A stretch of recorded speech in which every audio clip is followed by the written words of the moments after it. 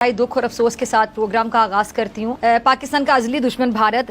India जो है वो उसने एशिया की सबसे बड़ी जो लार्जेस्ट फैक्ट्री है वो उसने उसको खोला है, इफ्तिताह किया है।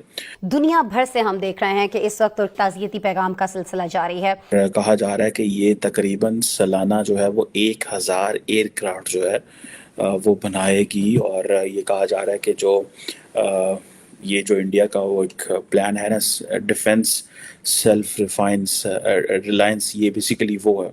और ऑब्वियसली जो मेन चैलेंज है वो चाइना है एंड देन पाकिस्तान है, और इसके लिए इंडिया को ये फील ज़्यादा होता है कि चाइनीज़ जो है वो उनकी असर्टिवनेस बढ़ रही है।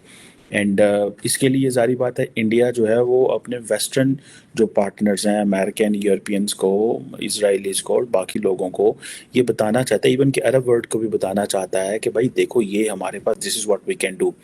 अगर मैं आप इसको ये बताऊं कि अब ज़ाहिर बात है ये इंडिया ने अपना जो डिफेंस बजट है वो तकरीबन डबल डिजिट जो है वो इंक्रीज़ की है, जो एनुअल डिफेंस बजट है। और असल वो जो टारगेट है वो तो उसका वो जिसे कहते हैं ना जियो पोलिटिकल राइवल जो है वो तो फिर चाइना ही है, और इसके अलावा मेन या फिर पाकिस्तान है। और तकरीबन इंडिया ने जो 5.94 ट्रिलियन रुपीस जो कि 72.6 बिलियन डॉलर बनता है डिफेंस में फॉर 23-24 फाइनेंशियल ईयर के लिए किया है, जो कि 13% ज़्यादा है जो कि पिछले के हिसाब से। और आप सारी बात है उनको पता है कि ये पैसा जो है वो उनको लगाना पड़ेगा, क्योंकि चाइना जो है वो बिल्कुल सर पे बैठा हुआ है, पाकिस्तान के साथ उनके मसाइल। हकीकत ये है कि पाकिस्तानी अवाम को आटे के पीछे लगा दिया है।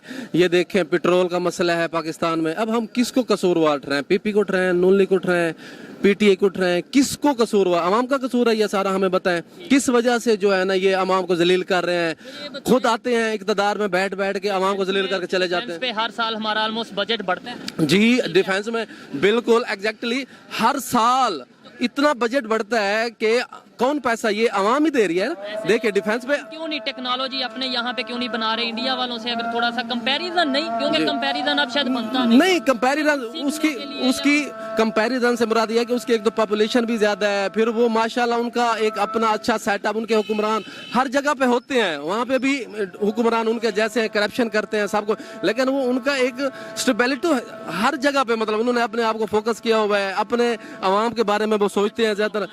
पांचवी बड़ी मतलब पाकिस्तान के देखिए इतना कुछ होने के बावजूद, माशाल्लाह इतना कुछ है पाकिस्तान में अगर देखा जाए बेसिकली, तो उसके बावजूद भी करप्शन के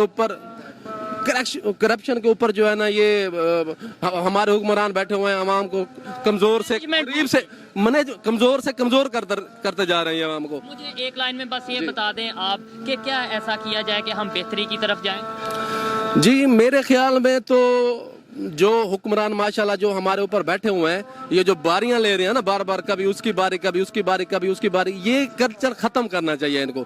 बेसिकली ये खत्म हो जाए, माशाल्लाह पाकिस्तान की जो अवाम है उसके बारे में सोचा जाए, महंगाई के बारे में सोचा जाए, जो अवाम परेशान है, पेट्रोल का, आटे का काफी मसला है, ठीक है, जो बेरोजगारी है माशाल्लाह अब डबल एम में लोग इधर पे बेरोजगार, कोई वेटर खड़ा हुआ है, कोई क्या कुछ, मतलब इतनी उनके पास रोजगार भी नहीं है, वो बेचारा इतना पढ़ लिख के भी वो बेरोजगार है, तो क्या करना चाहिए? मुझे शॉर्ट दोस्त इसका सलूशन मैं आपको बताता जाऊं 2-3 लाइनों में। ठीक है।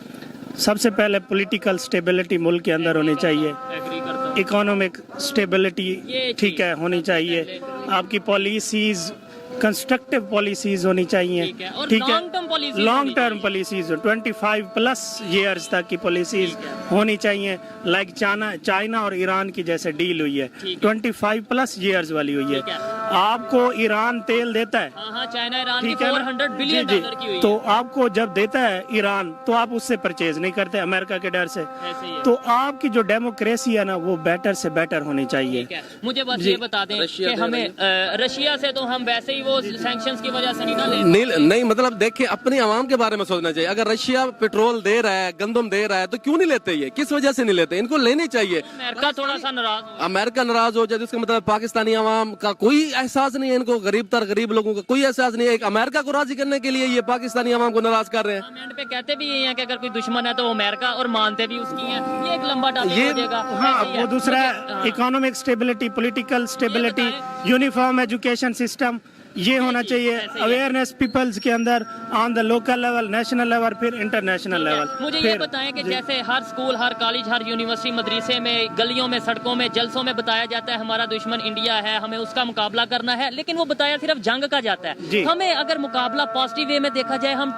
बच्चों को बताएं यार इंडिया टेक्नोलॉजी में बहुत आगे निकल गया, हमने उसके साथ मिलकर काम करना है, यानी पॉजिटिव वे में मुकाबला किया जाए. बेसिकली ये ट्रक की बत्ती के पीछे लगाने वाली बात है और कुछ भी नहीं है. जो मेरे अंदाजे के मुताबिक ना, ये ट्रक की बत्ती के पीछे आवाम को लगा के ना, बेसिकली इनका जो मकसद है करप्शन करना, आवाम को लूटना.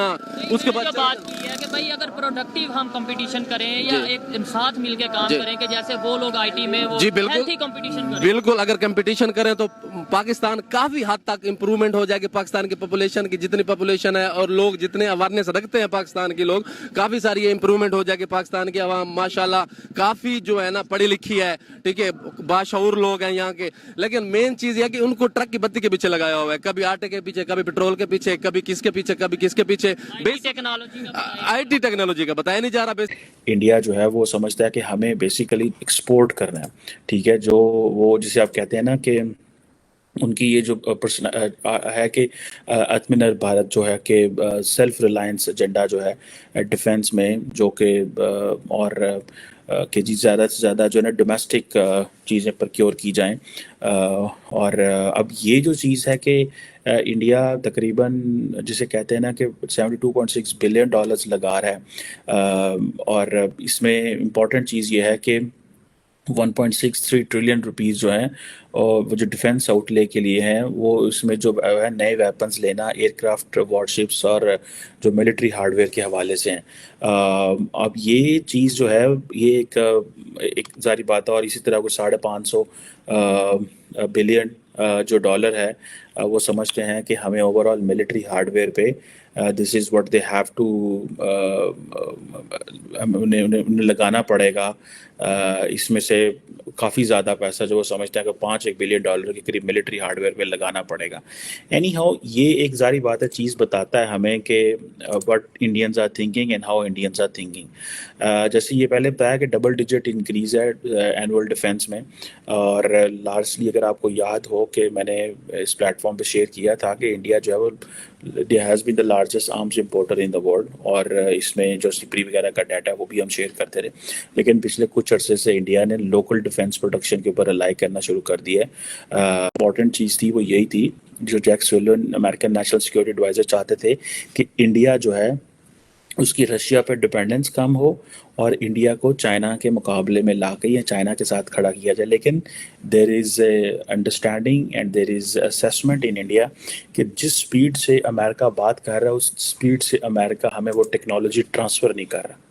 This is what the Indians are thinking कि भाई वो हमें भेज तो रहे हैं और लेकिन वो बात तो करते हैं, लेकिन वो हमें करते कुछ नहीं है, उस स्पीड से चीज़ें भेज नहीं रहे. रशिया जो है वो जारी बात है सबसे बड़ा मिलिट्री सप्लायर है इस वक्त. तो रशिया से उनको तेल मिल रहा है बड़े पैमाने के.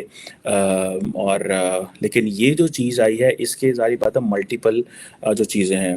और इसमें ये जो ये हेलीकॉप्टर फैक्ट्री बनाना एशिया की सबसे लार्जेस्ट और ये कर्नाटका में ये जारी बात है उन्होंने ये लेके आए हैं, जिसमें वो basically initially light utility helicopter जो हैं वो बनाएंगे. मैं आपको बताता चलूँ कि इंडिया समझता है कि उसको ये जितने भी साउथ ईस्ट एशियन नेशंस हैं या अफ्रीका में या लैटिन अमेरिका में या for example even in central Asia, ये सारे ममालिक जो हैं दे आर पोटेंशियल बायर हैं इंडिया के मिलिट्री हार्डवेयर के.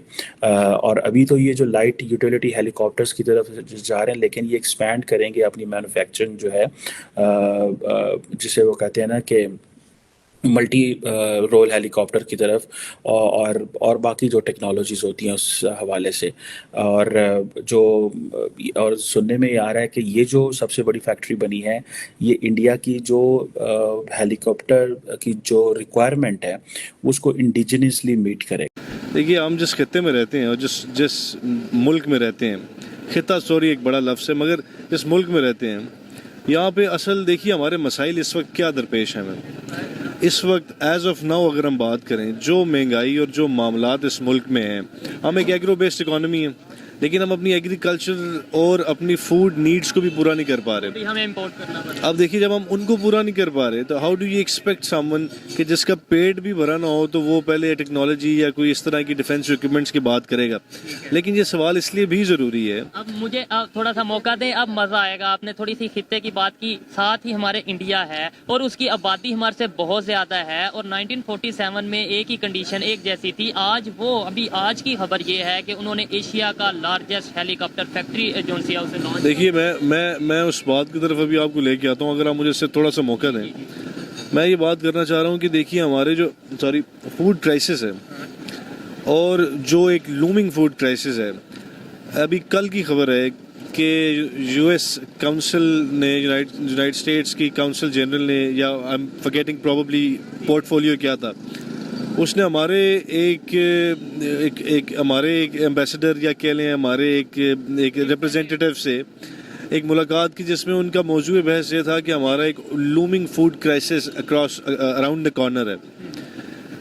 At the same time India entered into a deal with United States, کل پرسوں کی بات ہے پچھلے ہفتے کی, جس میں انہوں نے آرٹیفیشل انٹیلیجنس کی ٹو کرب چائنا اور چائنا کی ایک جو لومنگ اور اوور ایکسٹینشن اس کی بڑھ رہی ہے انوالومنٹ کی, انٹرونشنس کی, چاہے وہ اکنامک ہوں, چاہے وہ فائنینشیل ہوں, یا چاہے وہ ملٹری سے ریلیٹڈ ہوں. تو آپ کمپیریزن کریں تو ہمارے ابھی مسائل یہ ہے کہ ہماری بھوک ختم نہیں ہو رہی اور ہمارا مسئلہ یہ ہے کہ ایک لومنگ فوڈ کرائسس ہے اراؤنڈ دا کارنر.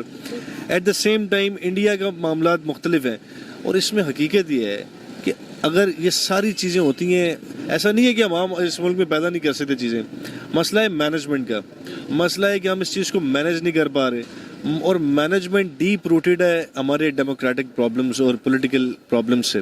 اور حقیقت بات یہی ہے, دیکھیے میں چونکہ آئی ایم اے لائر اور ہم کوشش کرنی چاہیے سب کو لا ابائڈنگ سٹیزن ہونے کی, تو حقیقت یہ ہے کہ اس ملک میں جتنی پولیٹیکل ملٹری کی انٹرونشنز رہی ہیں پولیٹیکل اسٹیبلشمنٹس میں, اور جو ایک اوور آل اسٹیبلشمنٹ کا جو لفظ ہے جس میں ہم عدلیہ بھی شامل ہے, non political parties non political اینٹیز ہیں, ان کی جو انوالومنٹ اور انٹرونشن نہیں ہے, اس کی وجہ سے ہمارے پولیٹیکل اور بیوروکریٹک اسٹرکچر میں کبھی بھی ایک مینجمنٹ کرنے کی سخت پیدا نہیں ہو سکی. کیوں؟ کیونکہ پولیٹیکل معاملات کو چلنے نہیں دیا گیا. اور جب دیکھیے اگر آپ آج ایک دکان بنا لیں اور اس کو چلنے نہ دیں تو آپ کیسے ایکسپیکٹ کرتے ہیں کہ اس کے مینیجر کو یہ پتا ہوگا کہ how can he manage it. تو سر یہ سوالیہ نشانی ہے کہ 75 سال میں مینیج ہی نہیں کر پا رہے, باتیں ہم بڑی بڑی کرتے ہیں, پوری دنیا کے ٹھیکیدار ہم بنتے ہیں, مذہب کے ٹھیکیدار ہم بنتے ہیں, اپنا کیا فلسطین میں, برما میں, کہیں پہ کچھ ہو جائے ہم کہتے ہیں کہ پاکستان کھڑا ہے, پاکستان اٹامک پاور ہے, یہ ہے وہ ہے. دوسری سائڈ پہ جب کسی ایجوکیٹڈ بندے سے آپ سے لیٹس سپوز بات کر رہا ہوں, آپ کہتے ہیں انڈیا کے ساتھ کمپیریزن ہی نہیں بنتا. نو ڈاؤٹ کمپیریزن نہیں بنتا, لیکن یہ شرم والی بات بھی ہے ہمارے. دیکھیے بات اس میں کوئی شک نہیں ہے کہ یہ شرم والی بات تو ہے, اس کو تسلیم کرنا پڑے گا. جب تک آپ اس کو تسلیم نہیں جب تک آپ اس کو تسلیم نہیں کریں گے یو کین. دیکھیے بڑا سمپل سے کامن سینس کی بات ہے, جب تک آپ کو پرابلم کی پتہ نہ ہوگا اور آپ پرابلم کی تشخیص نہیں کریں گے آپ اس کا حل کیسے نکالیں گے. سب سے پہلی بات یہ ہے کہ let us be honest with our own self, admit the fact کہ جی ہم دنیا سے بہت پیچھے ہیں. Let us admit the fact کہ ہم اپنے پرابلمس کی بجائے ہمیں دوسروں کے پرابلم زیادہ نظر آتے ہیں. اور let us admit the fact also, میں تھوڑا سا سخت لفظ استعمال کروں گا, یار ہم میں کوئی شرم نہیں رہی.